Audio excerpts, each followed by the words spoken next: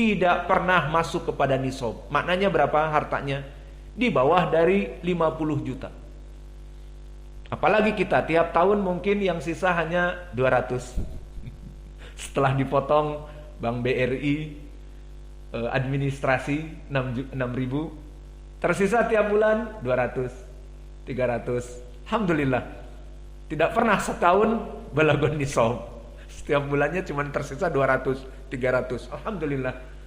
Kesimpulannya bahwa Laits ibnu Sa'ad imam yang agung, dan dia kaya raya namun dermawan, dan mengetahui bagaimana dakwah ini butuh kepada ta'awun.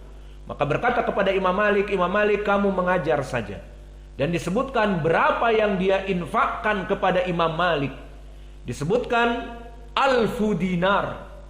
Dia memberikan uang kepada Imam Malik, wallahu a'lam, mungkin dalam 1 tahun atau dalam beberapa bulan, dia menginfakkan untuk Imam Malik agar mengajar, diberikan 1000 dinar. Tahu berapa 1000 dinar? 1 dinar itu adalah, pernah kita kurskan juga, sekitar 4,5 gram emas. 1 dinar. Kali 1000 berapa? Berapa juta? Berapa miliar 1 tahun? Maka Imam Malik mengajar dan alhamdulillah dapat 1000 dinar. Lebih baik daripada mengajar dengan dai raja. 1 tahun dapat 1 miliar katanya. Tampil, makin keren, ganteng, terkenal. Imam Malik tanpa radio, tanpa video, tanpa YouTube. Namun alhamdulillah berbondong-bondong datang ke majelis Imam Malik. Alhasil itulah ta'awun di dalam berdakwah. Kembali kepada Imam Malik. Maka Imam Malik meriwayatkan dari gurunya Abu Hazim, dan Abu Hazim telah terdahulu. Yang meriwayatkan dari Sahal ibnu Sa'ad adalah Salamah ibnu Dinar. Dan Salamah ibnu Dinar adalah seorang rawi yang thiqah, dithiqahkan oleh Imam Ahmad, Abu Hatim, An-Nasai, dan yang lainnya. Dan meriwayatkan dari Sahal ibnu Sa'ad. Dan di sini poin pendalilannya seperti disebutkan di dalam matan, la yazalu nas bi khairin ma'ajalul fitrah, bahwa kaum muslimin akan terus menerus dalam kebaikan selama dia itu menyegerakan waktu al-iftar. Maka menyegerakan waktu al-iftar bukan perkara yang aib, bahkan dia sunnah. Jangan ada hembusan dari syaitan, tunggu dulu sebentar, adzan kok langsung makan, menunjukkan bahwa kamu ini memang orang yang lapar dan sebagainya. Memang lapar, dan kita katakan memang ini adalah dari sunnah. Sunnahnya ya seperti itu. Maka inilah pendalilan dari penulis. Kemudian beristidlal penulis dengan hadis yang berikutnya, diriwayatkan oleh Imam Ibnu Hibban. Dan Imam Ibnu Hibban murid dari Imam Ibnu Khuzaimah. Dan Imam Sahibul Mustadrak Al-Hakim muridnya dari Ibnu Hibban. Akhbarana Ibnu Khuzaimah hadatsana Muhammad ibnu Abi Safwan Ats-Tsaqafi hadatsana Abdurrahman ibnu Mahdi. Iya, hadis ini di dalam matan. Iya apa tidak? Terulang ya. Hadatsana Abdurrahman ibnu Mahdi hadatsana Sufyan an Abi Hazim an Sahal ibn Sa'ad. Qala Rasulullah sallallahu alaihi wa ala alihi wasallam, la tazalu ummati ala sunnati ma lam tangtadir bi fitriha an-nujum. Qala wa kana Nabi sallallahu alaihi wa ala alihi wasallam idza kana sha'iman amara rajulan fa aufa ala syai' fa idza qala ghabati syams aftara. Di dalam hadis Ibnu Hibban ini pun dari Sahal ibnu Sa'ad, maka Nabi Muhammad sallallahu alaihi wasallam sama mengatakan, la tazalu ummati ala sunnati. Maka di dalam lafaz ini disebutkan terus menerus umatku dalam keadaan sunnahku. Di riwayat yang muttafaqun alaih, ala khairin au bi khairin, la tazalu nas bi khairin. Di sini la tazalu nas ala sunnati. Maka tidaklah kaum muslimin terus dalam keadaan sunnahku, malam tangtadir bi fitriha an nujum, selama dia itu menyegerakan waktul iftar tanpa menunggu adanya bintang-bintang. Maka di sini bantahan juga bagi mereka orang-orang yang menunggu bintang-bintang untuk berbuka. Wa kana Nabi sallallahu alaihi wasallam idza kana shaiman amara rajulan fa'aufa ala syai'. Maka Nabi jika hendak berbuka dia menyuruh dari para sahabat untuk melihat matahari. Fa idza qala ghabatis syams, matahari telah masuk kepada ufuk barat, aftara. Maka ini lebih baik jika kita lakukan agar kita yataharra di antara kita melihat matahari. Namun jika memang susah, karena di zaman Nabi ma'ruf di Madinah sohro, padang pasir, dan belum ada bangunan-bangunan, maka mudah untuk melihat matahari itu terbenam. Adapun di sini sekarang di antara kita susah. Kita di antara kebun sawit dan kebun karet. Maka susah untuk melihat dari matahari, maka tidak apa-apa mengandalkan waktu ataupun masjid-masjid yang lain. Wallahu a'lam. Maka syahidnya di sini, umatku terus dalam keadaan sunnah selama segera melaksanakan iftar, dan bantahan di sini kepada bifitriha an-nujum, menunggu iftarnya itu bintang-bintang. Maka di sini bantahan kepada siapa? Kepada mereka para pembebek dan pembeo orang-orang Yahud yang mengaku notabene muslimin. Siapa mereka? Asy-Syiah, baik Ar-Rafidah ataupun Az-Zaidiyah.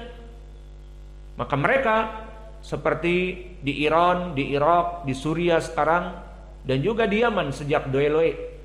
Maka mereka berbuka tidak gurubati syams, tidak dengan tenggelamnya matahari di ufuk barat, tetapi mereka menunggu bintang-bintang. Dan ini sering kami ceritakan dan kami saksikan pertama kami datang di Sana'a, dan juga di saat kami pergi dakwah di So'dah.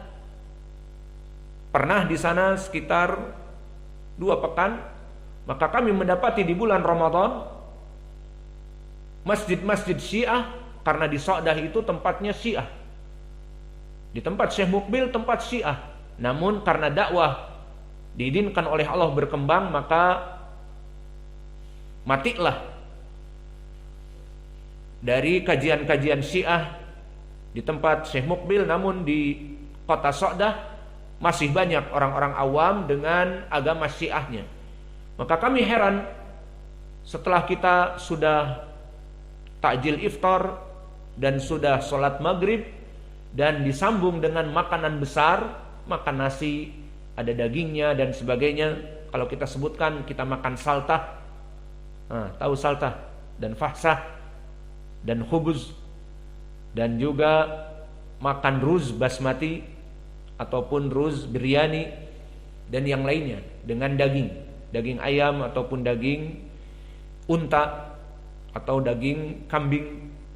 Maka ini yang kebiasaan mereka makan, kita makan. Di saat kita makan besar, kami mendengar adzan.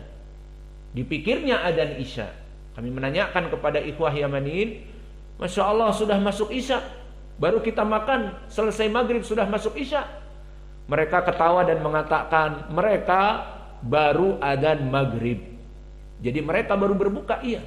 Dan kita melihat seperti hadis ini, ternyata qad dhahaba syafaqul ahmar, kemerahan maghrib itu telah hilang.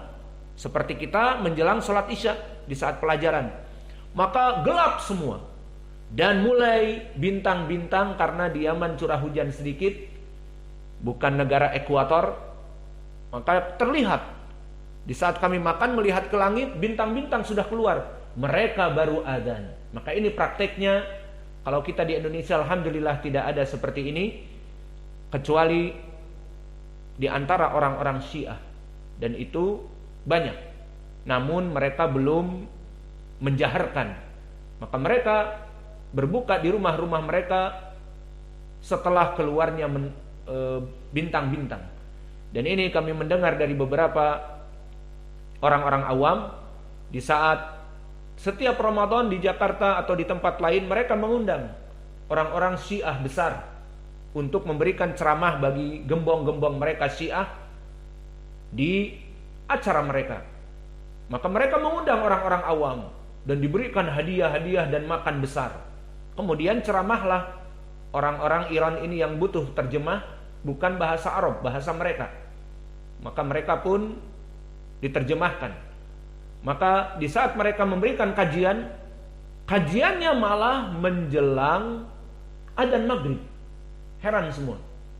Jadi bukannya kalau kita ceramah sebelum takjil iftar jam 5, maka masih ada 1 jam atau setengah jam. Kalau mereka menjelang maghrib, waktu adzan maghrib, ceramah dimulai. Terus ceramah, karena ngomong terus dan diterjemahkan, maka orang-orang awam ini mulai resah. Ini sudah maghrib, tapi terus. Maka akhirnya mulai di luar sana sudah berbuka dan di luar sana sudah sholat maghrib, mulai remang-remang kemerahan hilang. Maka menjelang 1/4 jam mau isya, ayo sekarang waktu berbuka. Maka orang-orang awam yang hadir kecewa. Ini agama apa? Karena mereka tidak tahu kalau mereka diundang oleh orang-orang Syiah. Maka ada sampai this time di beberapa tempat mereka mengundang orang-orang dari Iran untuk berceramah di Indonesia dan melaksanakan ceramah sebelum maghrib, yaitulah. Akhirnya mereka makan sudah sangat kelaparan menjelang isya. Untuk orang-orang awam ini tentu resah. Kita terlambat bla bla bla. Wah, makan nih, dikasih makanan besar. Lupa dengan hadiah-hadiah dan es krim dan sebagainya. Kemudian setelah itu langsung adzan isya. Oh, jadi kalau adzan isya tidak diakhirkan? Ya tidaklah. Kita mengakhirkan takjil iftar bid'ah tadi. Akhirnya mereka setelah 1/4 jam makan, adzan isya. Dan mereka beres-beres, yang perempuan dengan mukenaknya dan sebagainya, mau sholat tarawih. Ternyata apa diumumkan? Tidak ada sholat tarawih. Silahkan pulang ke tempat masing-masing. Jadi di masjidnya hanya sholat isya saja. Jadi mereka tidak ada tarawih, karena tarawih itu bid'ah menurut mereka dari amal Umar. Lihat bagaimana kebodohan mereka. Sehingga sholat tarawih tidak ada. Dan yang kedua, takjilul iftar mereka bukan takjil, takhir iftar kita katakan, sampai mendekati isya.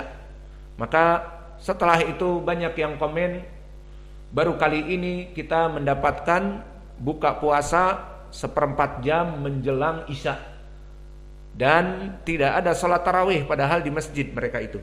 Alhasil inilah dari kebid'ahan Syiah, dan ini dibantah oleh Nabi. Apa ucapan Nabi? La tazalu ummati ala sunnati malam tangtadir bifitriha an-nujum. Maka tidaklah umatku dalam keadaan sunnah kecuali mereka melaksanakan takjil iftar dan tidak iftar sampai keluar bintang-bintang. Maka jika kita katakan kepada mereka, kalian tubu ilallah, kembali kepada sunnah, maka telah dibantah perbuatan kalian oleh Nabi. Sampai Nabi mengatakan, jangan kalian menunggu sampai terbitnya bintang-bintang. Maka hadis ini bantahan juga kepada kelompok Asy-Syiah Ar-Rafidhah, yang mana mereka mengakhirkan. Lalu mengikuti siapa? Mengikuti Yahudi. Karena di riwayat Ibnu Huzaimah juga disebutkan seperti orang-orang Yahud. Maka mereka orang-orang Syiah mengikuti orang-orang Yahud. Alhasil hadis ini yang menjadi pendalilan adalah takjilul iftar dari sunnah. Dan hadis ini sekarang kita masuk kepada takhrij, diriwayatkan oleh Imam Ibnu Huzaimah dan Imam Ibnu Hibban dan Al-Hakim. Lihat susunannya, Imam Ibnu Huzaimah muridnya kemudian Imam Ibnu Hibban muridnya Al-Hakim, dan Al-Hakim muridnya Al-Baihaqi. Kulluhum min tariq Muhammad ibni Abi Safwan. Ini madarul hadisnya dari Abdurrahman Ibnu Mahdi, dari Sufyan, dari Abi Hazim, dari Sahl Ibnu Sa'ad. Maka sanadnya sahih. Abu Safwan Muhammad, dia adalah Muhammad Ibnu Utsman Abu Safwan Ats-Tsaqafi.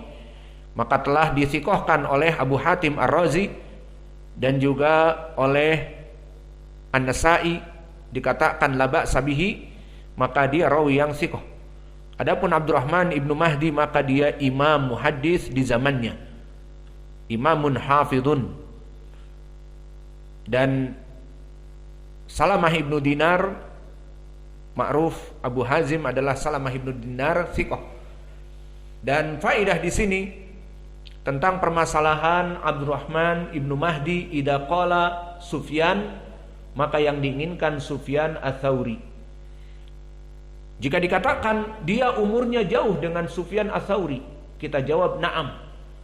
Telah datang khobar-khobar yang sahih bahwa dia dulu dari murid termuda.